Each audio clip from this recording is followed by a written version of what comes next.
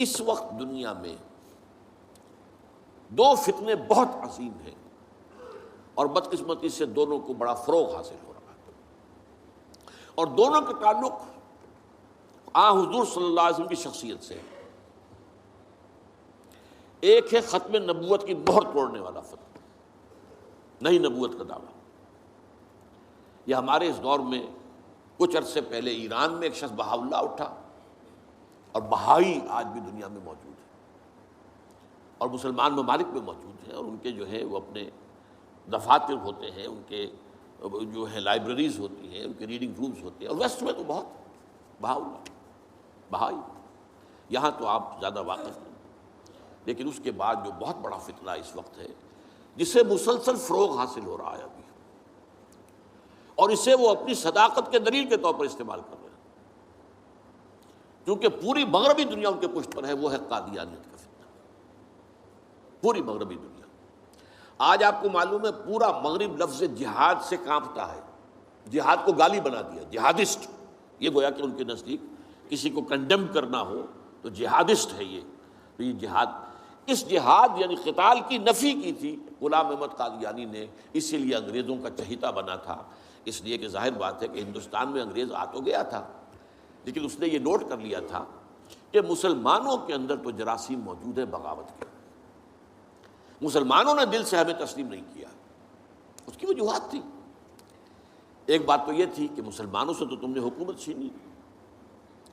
ہندو تو پہلے مسلمان کا غلام تھا، اب تمہارا ہو گیا،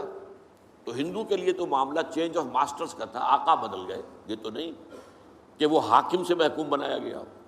جبکہ مسلمان حاکم سے محکوم بنائے گئے تو ان کے اندر تو لازماً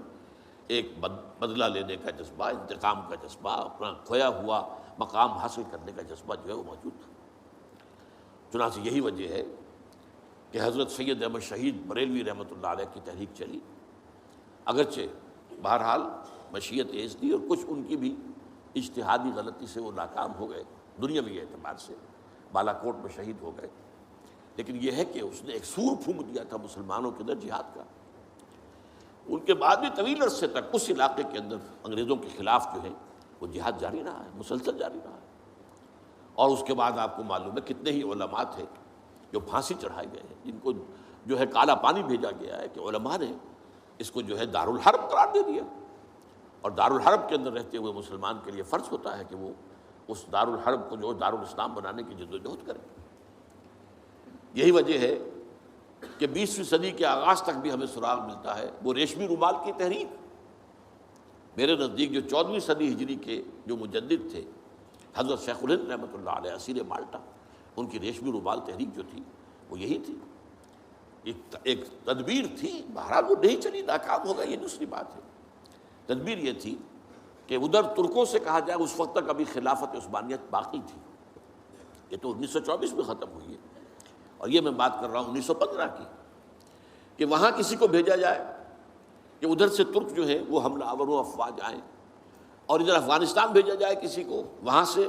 افغانستان سے مسلمان حملہ کریں اور ادھر اندر سے ہم بغاوت کریں تو انگریز کو یہاں سے اٹھا کر پھینک دیں۔ لیکن بات جو تھی، پھر میں کہوں گا مشیت ایسی کا بھی معاملہ ہوتا ہے۔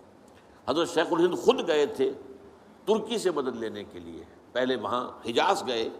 اس لیے کہ حجاز میں ابھی مدینہ منورہ میں ترک گورنر موجود تھا، ابھی جو ہے وہ شریف حسین جو تھا جس نے بغاوت کی تھی ترکوں کے خلاف، مکے پر تو اس کا قبضہ تھا، مدینے پر نہیں تھا، تو وہاں گورنر جو ہے ترکی کے خلافت عثمانیہ کے موجود تھے، ان سے ملاقات کی اور آگے جانے کا فیصلہ بھی تھا۔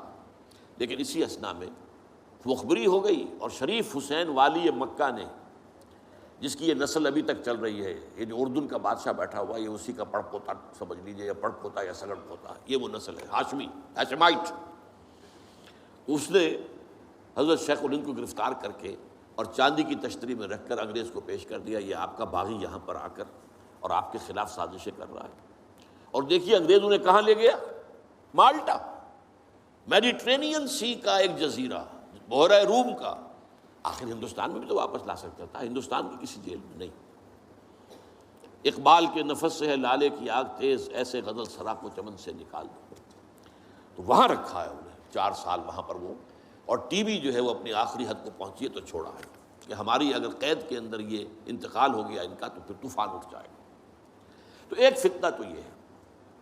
جو ختم نبوت کا، چونکہ اس قتال کے خلاف فتویٰ دیا تھا، دین کے لیے حرام ہے اب دوستو قتال فی سبیل اللہ ختم ہو گیا، لہذا انگریزوں نے ان کا چہیتا بنا، ان کا فتنے، آج بھی پورا ویسٹ جو ہے، یورپ میں، امریکہ میں، انگلینڈ میں آج کل ان کا مرکز ہے، اور ان کے خطبے جو ہیں اس کے امام جو کہلاتا ہے خلیفہ،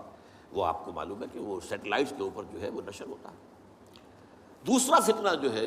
جو اپنی تاثیر کے اعتبار سے اس پہلو سے اس سے بھی زیادہ خطرناک ہے کہ وہ زیادہ پھیل رہا ہے اور اس کا ادراک اور احساس نہیں ہے۔ ختم نبوت کا معاملہ تو ایسا ہے جو اتنا واضح ہے، کسی کا نبوت کا دعویٰ کرنا اتنا واضح ہے کہ ہر مسلمان سمجھ لے گا کہ واقعی وہ تو دائرہ اسلام سے خارج ہو گئے، اور جو اسے مانے وہ دائرہ اسلام سے خارج۔ چنانچہ یہ فیصلہ جو ہے ہمارے ہاں آپ کو معلوم ہے سرکاری سطح پر، حکومتی سطح پر، ریاست کی سطح پر، پارلیمنٹ نے طے کیا کہ قادیانی خواہ وہ ربوائی ہے اصل قادیانی، خواہ وہ لاہوری ہے جو لاہوری احمدی اپنے آپ کو کہتے ہیں، وہ دونوں دائرہ اسلام سے خارج ہیں۔ لیکن یہ دوسرا فتنہ وہ ہے کہ جو اندر ہی اندر جیسے دیمک جو ہے لکڑی کو کھا جاتی ہے، ان کا یہ فتنہ ہے انکار حدیث کا فتنہ۔ قرآن مانیں گے، قرآن کو سمجھیں گے، حدیث ہاں ٹھیک ہے، حدیث اپنی جگہ ہے، اس میں اخلاقی تعلیمات جو ہیں ان کو ہم سر سے سینے سے لگائیں گے، لیکن مطاع جو ہے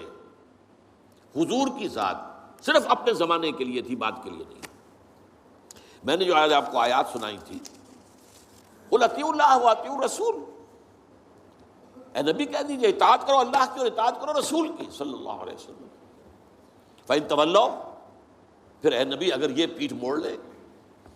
فَإِنَّمَا عَلَيْهِ مَا حُمِّلَ وَعَلَيْكُمْ مَا حُمِّلْتُمْ، تو ان سے کہہ دیجئے، انہیں یہ بات بتا دیجئے کہ جو ذمہ داری ہم نے ڈالی اپنے رسول پر وہ اسی کے مسئول ہوں گے،